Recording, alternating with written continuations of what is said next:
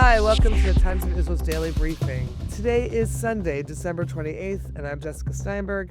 I'm speaking today with our tech editor, Sharon Wrobel, and archaeology reporter, Rossella Tercatin. Hello, good morning. Shavua tov to you both. Shavua tov. Good morning, Shavua tov. Hi there. It is day 814 of the war.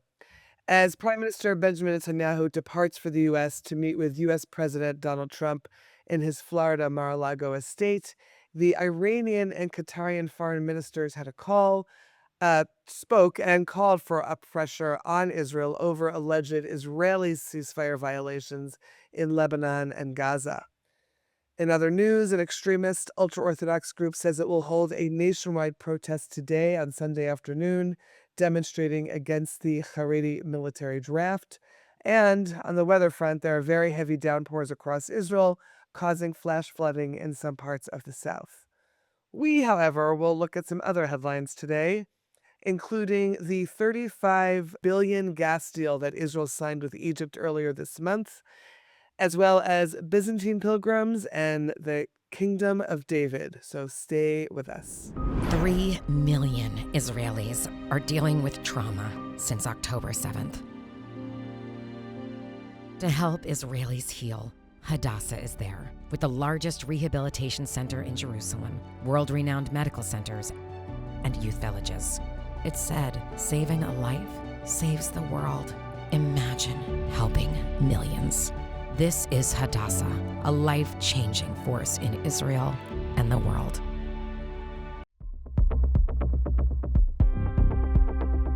Okay, Sharon, you're going to talk us through this.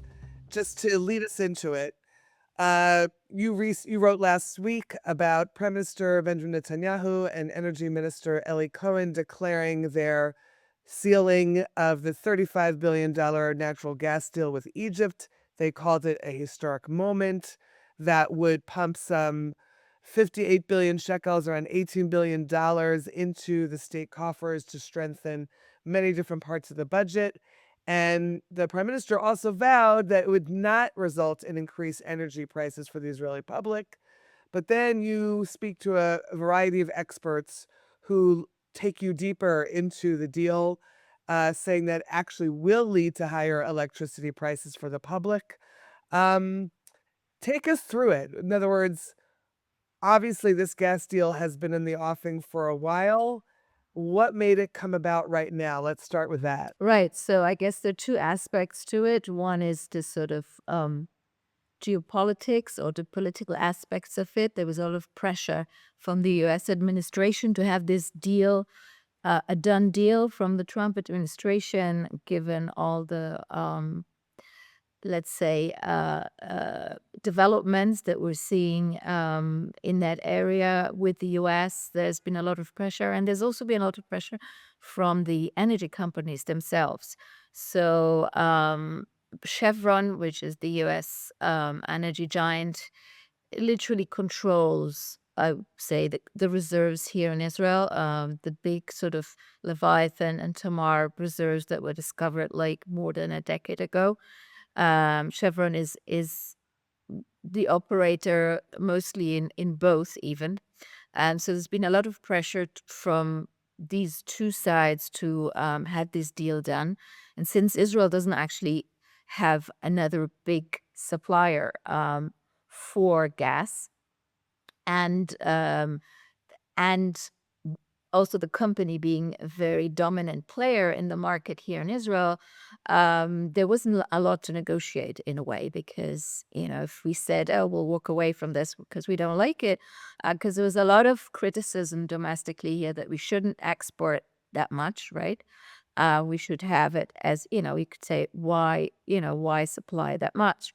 It just created a situation where the negotiation in these terms was a bit difficult, because if we walk away, we might also endanger our domestic consumption or domestic production. And so, and then also, actually, we have to also remember that we're getting into an election year.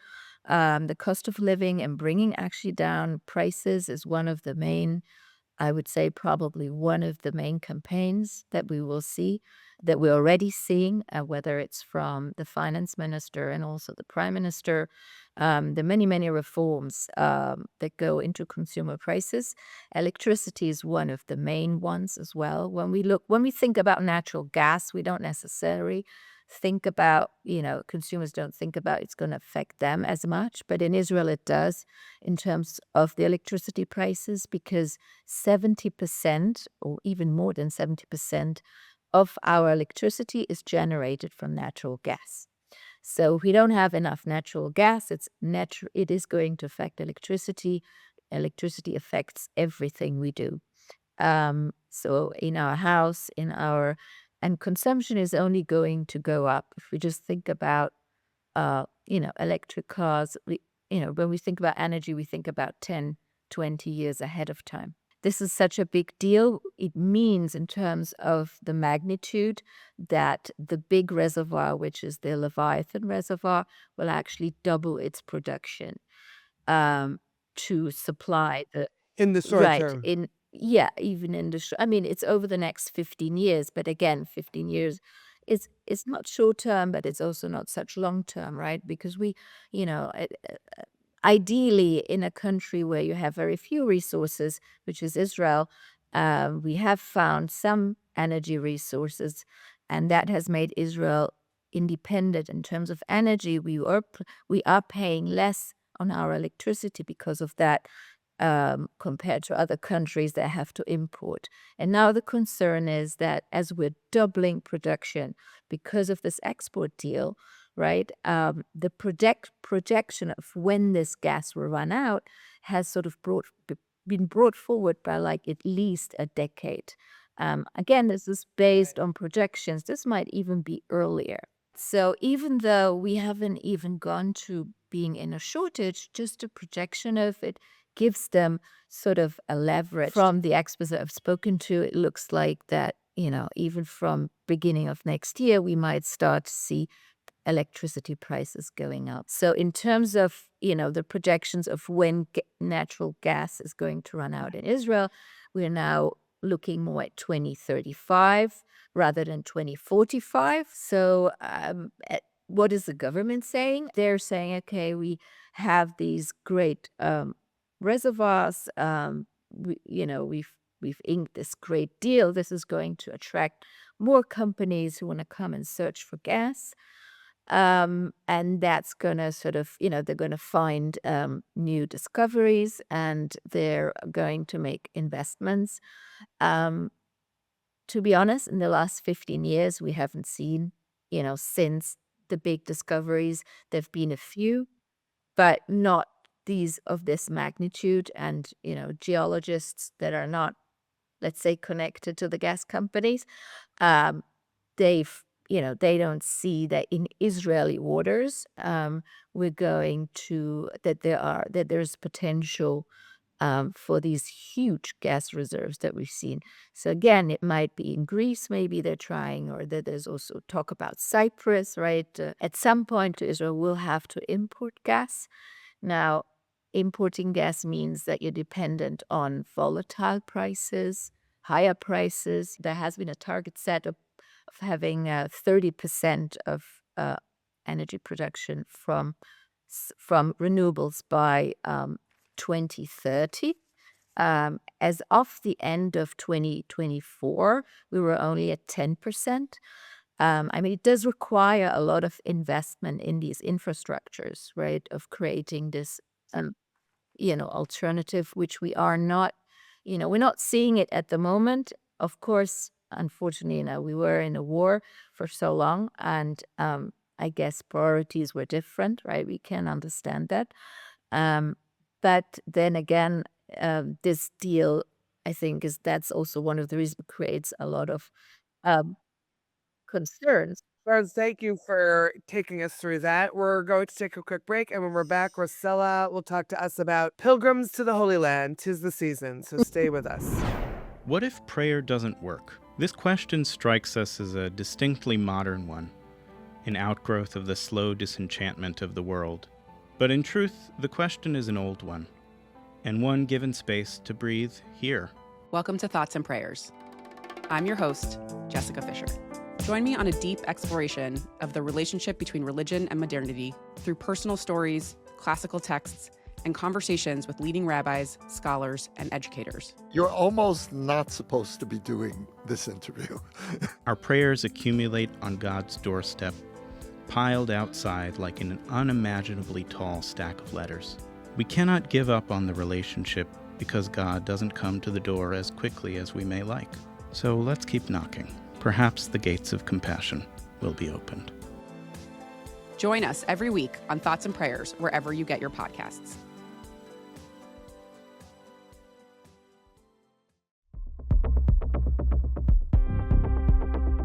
Okay, so Rossella, it is very much the season of pilgrims to the Holy Land. And you have a piece telling us that as long as there have been pilgrims flocking to the Holy Land, there have been souvenirs and trinkets that have been peddled to them.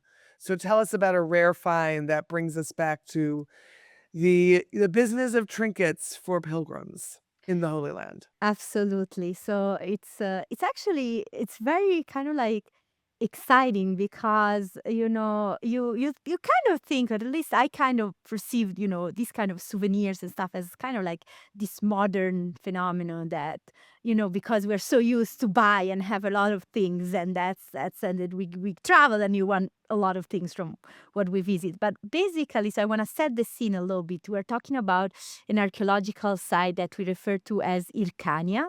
So Irkania is located in the Judean desert in the West Bank, and it was first settled between the end of the second and the beginning of the first century BCE as an Asmonean fortress. The Asmoneans, Jewish dynasty that ruled over Israel, we just spoke about them recently because it was Hanukkah. They built a series of fortresses in the desert to guard the borders of the kingdom.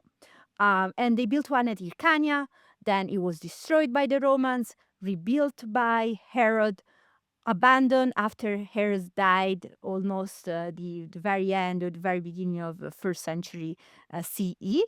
And then, fast forward a few centuries later, we have these Byzantine monks that climb this mountain. You have to imagine the Judean desert, this kind of like rocky, sandy hills, nothing around, beautiful landscape, sand and sky. And they climbed this mountain and they built a monastery there. So there was already a monastery, a relatively famous monastery there devoted to the Holy Sabbath that actually is still in use and is one of the oldest monasteries still in use that is not far from there, a couple of kilometers. And so now there's a team of archaeologists who's been excavating the site since 2023. So the team is led by the archaeology unit at the staff officer at the Civil Administration of the West Bank, which is a branch of the Defense Ministry. I want to just say that the prevalent interpretation of international law is that Israel can only conduct savage excavation in the West Bank to prevent sites from looting or from being looted or from vandalism and so like save the antiquities. But in this case, a team of Hebrew University archaeologists is also joining the dig. And I mean, the findings have been extraordinary. Like in the past few years, Wow. they found mosaics and inscriptions and really, really incredible things. And so essentially, now they have been excavating since November for their third season in an area that is, it was under a collapse of a part of the structure of this monastery. And they found several, let's say, surprises. So first of all, they found this little mold that was used to manufacture little vessels, little flasks, ampulle, they are called with their Latin name. And you can see from the mold that they were decorated with beautiful, like elaborated crosses, and there was also an inscription, large blessings from the holy places in Greek, and it's just like something that who wouldn't want to bring this home from Israel today. Like it's incredible. Well, maybe we wouldn't want, like maybe, let's say Jewish visitors would keep the They'd cross. want a different Maybe inscription. they wouldn't Yes, want the right. Greek, but the message at the end of the day, I think that the message, like God's blessings from the Holy Land is like, I think it can still resonate. We're talking about 1,500, 1,400 years ago, and I think it Right. resonates so much to this day. I mean, I wonder how many people have visited Israel with sort of like to some degree identify with the religion. How many of them today have a magnet on their fridge or although like I don't know, an Sure. ashtray or a keychain saying something like that. Right. I Right. think it's pretty incredible. And what's also incredible, like we have to remember, we're talking about a find that's not been published academically yet. So there's much more research to do. But at the same time, for example, I found out as I was writing the article that a cathedral next to my hometown of Milan in Italy actually has a whole sort of like treasure of very similar flasks that were brought back from the local by the local king and queen and donated to the cathedral, to the church from the 6th, 7th century Same CE. collection. Some details are very similar, Right. and you can see in the article there are pictures of both the mold and the flask, and again it's like incredible. And so the archaeologists are still researching, but so far this is, as far as they know to this point, this is the first time a mold like that has been found in Good. the land of Israel. And I think that again it's a very very unique find. And not far from it they found 2 gold coins, a beautiful gold ring. They found more inscription. They found the lid of a reliquary that probably covered like this box that contained bones of saints. And so I mean it's like really getting a glimpse in the life of these monks and of Christianity and of pilgrims so many centuries ago. And what they were doing day to day. Yep, that's cool. Absolutely. Okay, now tell us about this book, which is called The Bible's First Kings, uncovering the story of Saul, David, and Solomon, but which basically really describes the emergence of a kingdom, of the kingdom of David, and really talks about when the Israelites, as far as I understood, when the Israelites said, okay, we need to be a kingdom in order to thrive and grow. Is that what we're talking about here? Yes, so the question is, for someone who is kind of like familiar with the Hebrew Bible, so like obviously the kingdom of first Saul and then David and Solomon is like features very prominently. It's one of the main theme of the Hebrew Bible after the five book of Moses.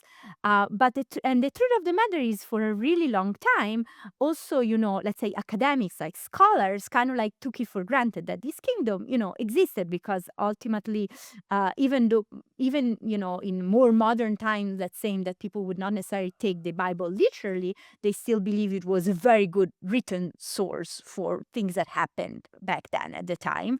We're talking here about roughly 1,000 years BCE, just to give a time frame. And then in more recent decades, and especially in the 1990s, scholars have started to cast doubts on the fact that such a kingdom ever existed.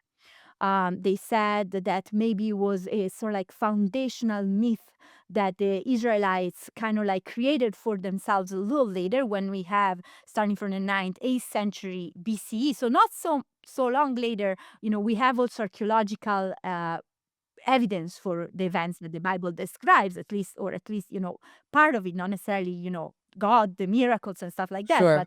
but kings and palaces and battles.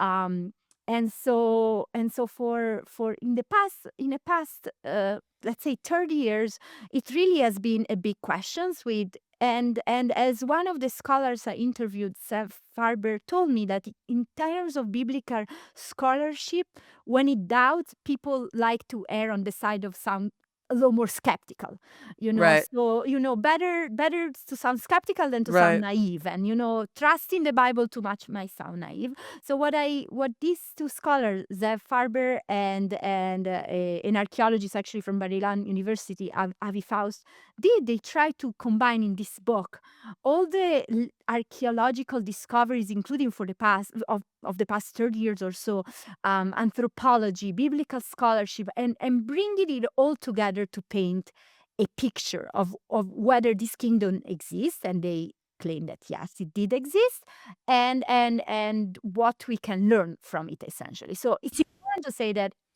at the end of the day, probably the smoking gun has not been found. Like when it comes to, what is the dream? Like an inscription from the right time that says Right. King David or King King Solomon David. or something, like specific elements that really say, okay, there's no doubt that this exists and it was here. That has not been found. But they claim that if you look at the way, for example, certain architectural style became sort of like homogeneous across a certain part of the land of Israel, or if you look at some of the of the how the settlements evolved along a certain commercial routes, or if you look at other like elements, really like the only explanation that keeps it all together, and also close reading of the Bible, is that this kingdom did exist. Will it convince everyone? I'm sure it won't. And this book also, I think that is an academic book. It's published by Cambridge University Press. So it's very rigorous. It's very interesting. It brings a lot of data, like hard data, and obviously a lot of interpretation. But I think it's very interesting for me and also for us. We cover all sorts of a lot of the discoveries they refer to. Maybe we had covered in one article over 10 years or so. But it's nice to have the general picture. It's not the end of the debate, but I definitely think that for those who really are interested in these topics, both the article that we wrote and the book is highly recommended. I think it's time to close out this daily briefing podcast. I'm going to say thank you to Sharon and thank you to Rossella for joining me on today's podcast. It's been good to have you both. Thank you, you. everyone. And thanks to you for listening to the Times of Israel's daily briefing. Stay tuned for tomorrow's installment. This episode is produced by the Podwaves. As always, feel free to recommend us to other listeners and rate us wherever you find your podcasts. Until next time, take care, be well, have a good week. Shavua Tov.